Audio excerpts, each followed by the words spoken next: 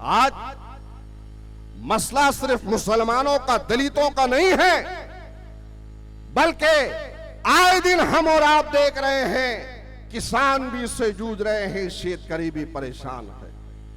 मैं सलाम करता हूं तमाम के तमाम उन कुरैश बरादरियों से ताल्लुक रखने वाले तमाम हमारे भाइयों को कि आपने 19 जुलाई को जो फैसला लिया, आप उस फैसले पर अटल है। अगर और इंशाअल्लाह ताला अगर सब्र के साथ आप इस पे जमे रहेंगे तो हमसे ज्यादा बाहर आकर हमारे किसान भाई आपका साथ देंगे। आप बतलाइए।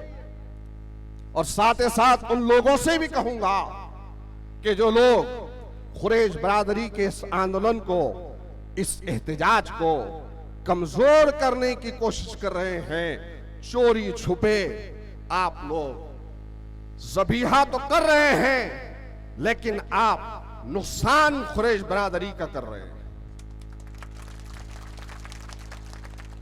आप इनके एहतजाज में रुख न डाल रहे हैं, रुकावट बन रहे हैं। मेरे प्यारे भाई, बहुत खुशी हुई कि सरदार लोग भी आज हमारे साथ में हैं, दलित भाई भी आज हमारे साथ में हैं, हमारे शेतकारी भाई, किसान भाई भी आज हमारे साथ में हैं। होना भी चाहिए।